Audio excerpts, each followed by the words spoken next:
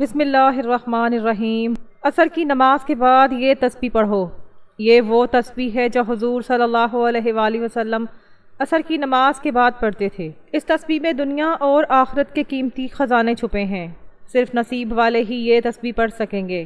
محترم ناظرین، حضرت جعفر رضی اللہ تعالیٰ عنہ سے روایت ہے کہ رسول اکرم صلی اللہ علیہ وآلہ وسلم نے ارشاد فرمایا، بندے اور اس کے کفر کے درمیان فرق صرف نماز کا چھوڑنا ہے۔ اللہ پاک فرماتے ہیں، جس کا ترجمہ کچھ یوں ہے، تمام نمازوں خصوصاً بیچ والی نماز یعنی عصر کی حفاظت رکھو اور اللہ کے حضور ادب سے کھڑے رہو۔ رسول اللہ صلی اللہ علیہ وآلہ وسلم نے ارشاد فرمایا، وہ شخص دوزخ میں نہیں جائے گا جو سورج نکلنے سے پہلے یعنی فجر اور سورج ڈوبنے سے پہلے یعنی عصر نماز پڑھے گا۔ رسول اللہ صلی اللہ علیہ وآلہ وسلم کو یہ فرماتے ہوئے سنا، وہ شخص ہرگز آگ میں داخل نہیں ہوگا جو سورج نکلنے اور اس کے غروب ہونے سے پہلے نماز پڑھتا ہے یعنی فجر اور عصر کی نمازیں۔ اس پر تبصرے کے ایک آدمی نے ان سے کہا، کیا آپ نے یہ روایت رسول اللہ صلی اللہ علیہ وآلہ وسلم سے سنی تھی؟ تو انہوں نے کہا، ہاں۔ اس آدمی نے کہا، میں شہادت دیتا ہوں کہ میں نے یہ بھی روایت رسول اللہ صلی اللہ علیہ وآلہ وسلم سے سنی ہے۔ میرے دونوں کانوں نے اسے سنا اور میرے دل نے اسے یاد رکھا۔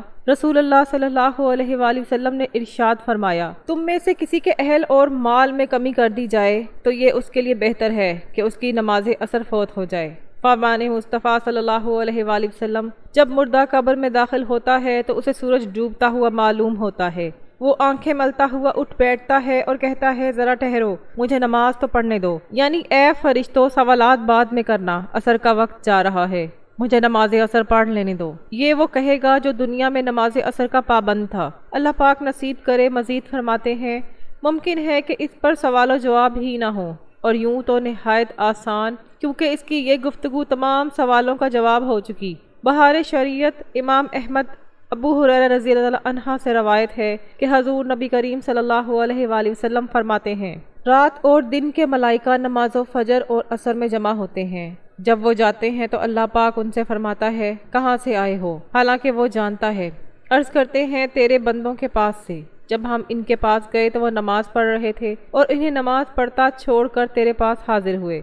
نبی کریم صلی اللہ علیہ وآلہ وسلم نے فرمایا، جس کی نماز عصر چھوٹ گئی گویا اس کا گھر اور مال سب لٹ گیا، یعنی عصر نماز کا فوت ہونا بربادی اعمال میں سے ہے۔ ناظرین، اللہ تعالیٰ کا ذکر کرنے سے انسان کو جہاں روحانی فوائد ملتے ہیں وہاں ساتھ دنیاوی فوائد بھی ملتے ہیں۔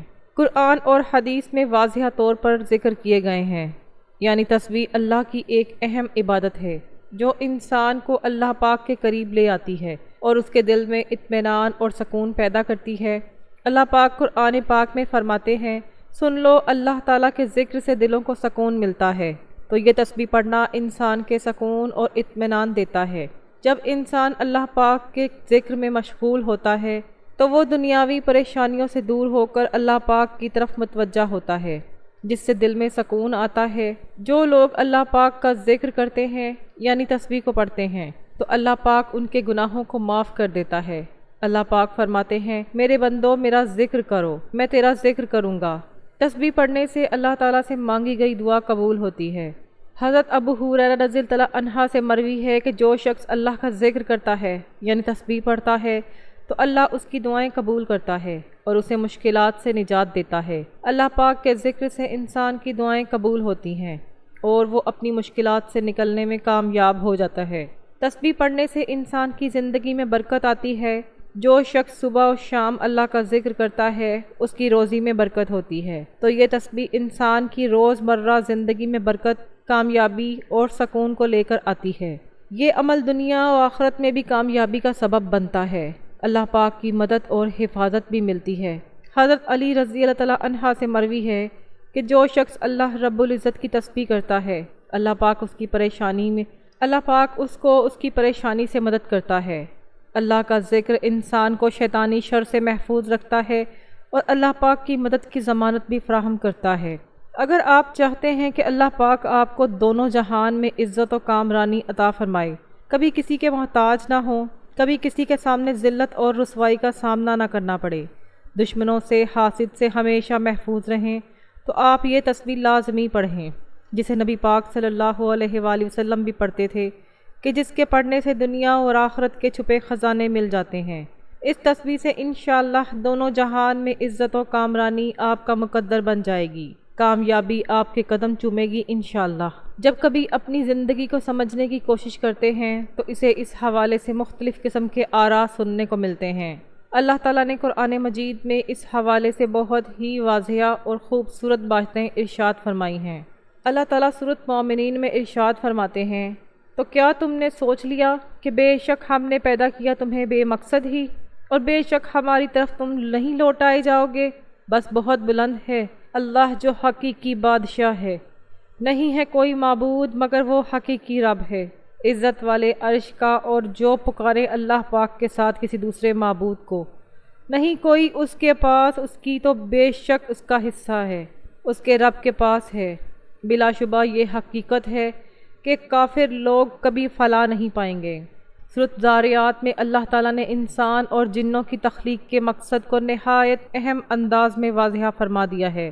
اللہ تعالیٰ ارشاد فرماتے ہیں، اور میں نے ہی پیدا کیا جنوں اور انسانوں کو مگر اس لیے کہ وہ میری عبادت کریں۔ تمام آیات پر غور و فکر اور تدبر کرنے کے بعد یہ بات سمجھ میں آتی ہے کہ تخلیق انسانیت کا در حقیقت اللہ تعالیٰ کی معرفت حاصل کرنا، اس کی بندگی کرنا اور عبادت کو بجا لانا ہے۔ ان عبادات کے مختلف طریقے کتاب و سنت میں مذکور ہیں، جن میں انتہائی خوبصورت اور آسان طریقہ اللہ تبارک و تعالیٰ کا مسلسل ذکر ہے۔ ذکر الہی انوار کی کنجی ہے، بصیرت کا آغاز ہے اور جمال فطرت کا اقرار ہے، حصول علم کا جال ہے۔ یہ تماشا گاہ ہستی کی جلوہ آرائی اور حسن افرینیوں کا اقرار ہے۔ ذات کے ذکر میں زاہد کی فکر میں خالق کائنات کی جھلک نظر آتی ہے۔ ذکر الہی دراصل خالق حقیقی سے رابطے کی شکل ہے۔ محترم ناظرین، آج ہم گناہوں کے سمندر میں غرق ہیں، قدم قدم پر رب کریم کی نافرمانیاں کر رہے ہیں۔ ہماری صبح، ہماری شامیں، ہماری رات معیشتوں سے آلودہ ہیں۔ نفس و شیطان کے چنگل میں پھنس کر ہم اپنے رحیم و مہربان پروردگار کی بغاوت کے مرتکب ہو رہے ہیں۔ دنیا کی محبت نے ہمیں آخرت سے غافل کر رکھا ہے۔ اس فانی، عارضی اور ختم ہو جانے والی زندگی کو نظر بنایا ہوا ہے۔ خوف خدا، فکر آخرت اور بارگاہ الہی میں حاضری کا احساس معدوم ہوتا جا رہا ہے۔ نتیجہ آپ کے سامنے ہے، گناہوں پر شرم ساری ہونا، اپنی لغزش کا اقرار کرنا اور اپنے جرم کا اعتراف کرنا وہ مبارک و بابرکت عمل ہے جس کا توڑ شیطان کے پاس نہیں۔ امام اوزاعی رحمۃ اللہ علیہ فرماتے ہیں، ابلیس نے اپنے چیلوں سے کہا، تم انسانوں کو کس طرح گمراہ کرتے ہو؟ وہ کہنے لگے، ہم ہر طریقے اور ہر کوشش سے انہیں گمراہ کرتے ہیں۔ ابلیس نے جواب میں کہا کہ استغفار کے بارے میں بھی کیا تم نے انہیں گمراہ کیا ہے؟ یہ سن کر ابلیس کے چیلوں نے کہا، استغفار وہ عمل ہے جو توحید باری تعالیٰ کے ساتھ جڑا ہوا ہے، اس پر ہمارا زور کیسے چل سکتا ہے؟ ابلیس نے کہا، میں انسانوں کے درمیان ایسی چیز پھیلاؤں گا جس پر انہیں استغفار کرنے کی نوبت نہیں آئے گی۔ امام غزالی رحمۃ اللہ علیہ فرماتے ہیں، شیطان نے انسانوں میں خواہشات اور تمناؤں کو پھیلایا جسے کوئی گناہ نہیں سمجھتا اور اس پر استغفار بھی نہیں کرتا۔ حضرت ابو سعید خدری رضی اللہ تعالیٰ عنہ کی روایت ہے، جناب نبی کریم سرکار دو عالم صلی اللہ علیہ وآلہ وسلم نے ارشاد فرمایا، بے شک شیطان نے حق تعالیٰ سے کہا تھا، اے میرے رب، تیری عزت کی قسم میں تیرے بندوں کو گمراہ کرتا رہوں گا جب تک ان کی روحیں ان کے جسموں میں موجود رہیں گی۔ جواب میں اللہ رب العالمین نے ارشاد فرمایا، میری عزت کی قسم، میرے جلال کی قسم، میرے بلند مرتبے کی قسم، جب تک میرے بندے مجھ سے مغفرت طلب کرتے رہیں گے میں انہیں معاف کرتا رہوں گا۔ ناظرین، اسلام ایک ایسا دین ہے جو مسلمانوں کو با مقصد زندگی گزارنے کا طریقہ بتاتا ہے۔ اللہ تعالیٰ نے انسان کو اشرف المخلوقات بنایا، یعنی سوچنے سمجھنے کی صلاحیت دی، صحیح اور غلط کی سمجھ دی۔ اب یہ انسانی عقل پر بات ہے کہ وہ اچھا کرتا ہے یا برا، لیکن انسان خطا کا پتلا ہے اور اللہ ہمیشہ اپنے بندوں کے ساتھ رحم کا معاملہ کرتا ہے۔ اس لیے اس نے مسلمانوں کے لیے ہدایت کا راستہ بھی کھلا رکھا ہے، تاکہ اگر کوئی مسلمان گناہ کرے تو توبہ استغفار سے اچھا راستہ پا سکے۔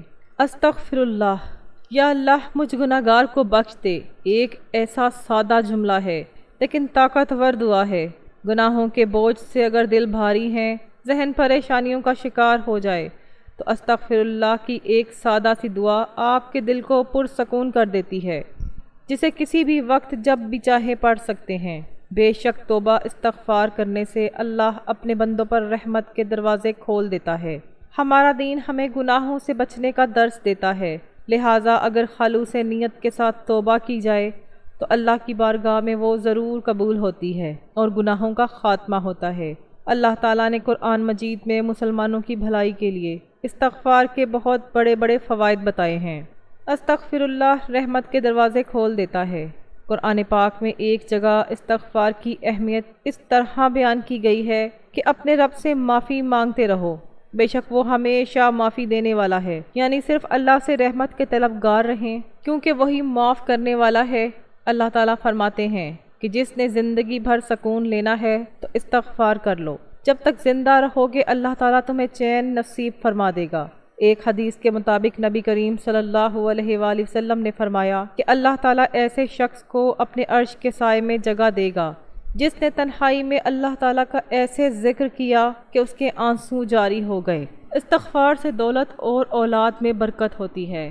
آج کے اس دور میں لوگ دولت کمانے میں اس قدر غافل ہو چکے ہیں کہ وہ اسلام اور اللہ کے ساتھ اپنے فرائض کو بھولتے جا رہے ہیں۔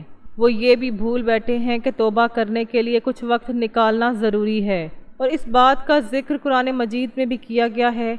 استغفار کرنے سے انسان کی مانگی گئی ہر دعا قبول ہوتی ہے۔ خلوص دل سے اللہ کی بارگاہ میں معافی مانگنے سے دعائیں قبول ہوتی ہیں۔ کسی مومن کے لیے دعا سے بہتر اور کوئی چیز نہیں ہے۔ وہ جو کچھ اپنے رب سے مانگتا ہے، جس چیز کی امید رکھتا ہے، ایک دن اس کا رب اسے نواز دیتا ہے، کیونکہ مسلمان ہونے کی حیثیت سے ہمارا یہ یقین ہے کہ صرف اللہ کے پاس یہ اختیار ہے کہ وہ ہماری دعائیں قبول کرنے پر قادر ہے۔ استغفار کرنے سے رزق میں اضافہ ہوتا ہے۔ قرآن مجید میں اللہ پاک کا یہ وعدہ ہے کہ اللہ سے معافی مانگتے رہنے سے وہ رزق میں خیر و برکت کرتا ہے۔ مومن کے رزق میں فراوانی اور اضافہ ایک مخصوص مدت کے لیے ہوتا ہے۔ اس بات کی وضاحت اس طرح کی گئی ہے کہ انسان اپنی نعمتوں کو جلد بھول جاتا ہے اور اللہ نہیں چاہتا کہ اس کے بندے اسے بھول جائیں، اس لیے ہمیں استغفار کرتے رہنا چاہیے۔ اس حوالے سے فرمان رسول صلی اللہ علیہ وآلہ وسلم ہے کہ جس نے استغفار کو اپنے اوپر لازم کر لیا، اللہ اس کی ہر پریشانی دور فرما دے گا اور ہر تنگی سے اسے سکون عطا فرمائے گا، اور اسے ایسی جگہ سے رزق عطا فرمائے گا جہاں سے اسے گمان بھی نہ ہوگا۔ استغفار کرنے سے ہر گناہ کی معافی مل جاتی ہے۔ اللہ تعالیٰ ہر مسلمان کو آزمائشوں اور مصیبتوں میں مبتلا کرتا ہے۔ اصل میں یہ مومن بندے کا امتحان ہے۔ اللہ اس طرح بندے کو اپنے آپ پر اور اسلام پر اس کے ایمان کی مضبوطی کو دیکھتا ہے۔ اسے ایسے وقت میں شکوہ نہیں، اللہ سے معافی مانگنی چاہیے، استغفار کرنا چاہیے، کیونکہ اللہ تعالیٰ توبہ کرنے والے بندے کو سزا نہیں دیتا بلکہ معاف کر دیتا ہے، اور ہمیں اپنی عام زندگی میں بھی یہی عمل اختیار کرنے کی توفیق دیتا ہے۔ تو استغفار کی فضیلت بندے کے لیے اللہ کی رحمت اور فضل کے دروازے کھول دیتی ہے۔ بے شک اللہ بہت رحیم و کریم ہے، اور جب ہم اس سے گڑ گڑا کر معافی مانگتے ہیں تو وہ ہمیں ہدایت عطا کرتا ہے، اپنی رحمتوں سے نوازتا ہے اور ہمارا دل اپنی طرف موڑ لیتا ہے۔ اس وقت ہماری زندگی غیر محفوظ ہونے کا شکار ہے، اور اس میں کوئی شک نہیں کہ استغفار کا پھر دنیاوی زندگی میں صبر عطا کرنے کا بہترین ذریعہ ہے۔ تو ناظرین محترم، وقت کی نزاکت کو مد نظر رکھتے ہوئے چلتے ہیں وظیفے کی جانب، اور آپ کو بتاتے ہیں کہ وہ تسبیح جو نماز عصر کے بعد پڑھنی ہے، جسے حضور صلی اللہ علیہ وآلہ وسلم بھی نماز عصر کے بعد پڑھا کرتے تھے، کہ جس میں دنیا و آخرت کی قیمتی خزانے چھپے ہیں، بہت سے راز پوشیدہ ہیں، اور نصیب والے ہی یہ تسبیح پڑھ سکتے ہیں۔ آپ نے اپنے کسی بھی مقصد کے لیے، کسی بھی مشکل یا پریشانی سے نکلنے کے لیے، خاص طور پر اللہ پاک کی فوری مدد حاصل کرنے کے لیے، راستے سے ہر رکاوٹ فوراً دور کرنے کے لیے، ہر ناممکن کام کو ممکن کرنے کے لیے غرض اس تسبیح کو کسی بھی حاجت کے لیے پڑھنا ہے، تو سب سے پہلے آپ نے نماز عصر ادا کر لینی ہے۔ سب سے پہلے درود پاک پڑھ لینا ہے۔ ثواب کے طور پر ایک مرتبہ میرے ساتھ بھی درود پاک پڑھ لیجئے۔ اللہم صلی علی محمد وعلی آل محمد کما صلیت علی ابراہیم وعلی آل ابراہیم انک حمید مجید۔ اللہم بارک علی محمد وعلی آل محمد کما بارکت علی ابراہیم وعلی آل ابراہیم انک حمید مجید۔ درود پاک پڑھنے کے بعد آپ نے اپنے مقصد کی نیت کرنی ہے، اور جب آپ نیت کر لیں تو فوری طور پر آپ نے اعوذ باللہ من الشیطان الرجیم اور بسم اللہ الرحمن الرحیم پڑھ کر وظیفے کا آغاز کرنا ہے، اور سب سے پہلے اللہ کے پاک ناموں کی تسبیح شروع کر دینی ہے۔ اور اللہ کے پاک یہ 3 نام یا اللہ، یا رزاق، یا وہاب، ان کا ورد شروع کر دینا ہے، اور ان 3 ناموں کو 101 مرتبہ پڑھنا ہے۔ حضرت علی رضی اللہ تعالیٰ عنہ سے مروی ہے کہ اگر تم پریشان ہو تو اللہ کے نام کا ذکر کثرت سے کیا کرو، یہ تسبیح کرو تو اللہ پاک اس کی تمام مشکلات آسان کر دیتا ہے۔ اس لیے یا اللہ، یا رزاق، یا وہاب کا ذکر پڑھتے رہیں۔ اللہ پاک کے یہ تینوں ناموں کا ذکر کرنے کے بعد آپ نے آج کے عمل کی تسبیح پڑھنی ہے۔ جو عمل کی ریڑھ کی ہڈی ہے، آپ نے سبحان اللہ و بحمدہ، سبحان اللہ العظیم، استغفر اللہ و اتوب الیہ، سبحان اللہ و بحمدہ، سبحان اللہ العظیم، استغفر اللہ و اتوب الیہ کو پڑھنا ہے۔ یہ وہ کلمات ہیں جو نبی کریم صلی اللہ علیہ وآلہ وسلم عصر کے بعد کثرت سے پڑھا کرتے تھے۔ ان کلمات میں اللہ کی پاکیزگی کا اظہار، اس کے شکر کی علامت، بخشش کی درخواست ہے۔ اس کی مکمل ایک تسبیح پڑھنی ہے، یعنی پورے 100 دفعہ۔ آپ نے ان کلمات کی تسبیح پڑھنی ہے۔ اس کے بعد آپ نے قرآن پاک کی ایک بہت ہی مختصر اور جامعہ سورت، یعنی سورت کوثر 3 مرتبہ پڑھنی ہے۔ 3 مرتبہ سورت کوثر پڑھنے کے بعد آپ نے اتنا ہی درود پاک پڑھ لینا ہے جتنا وظیفہ شروع کرنے سے پہلے پڑھا تھا۔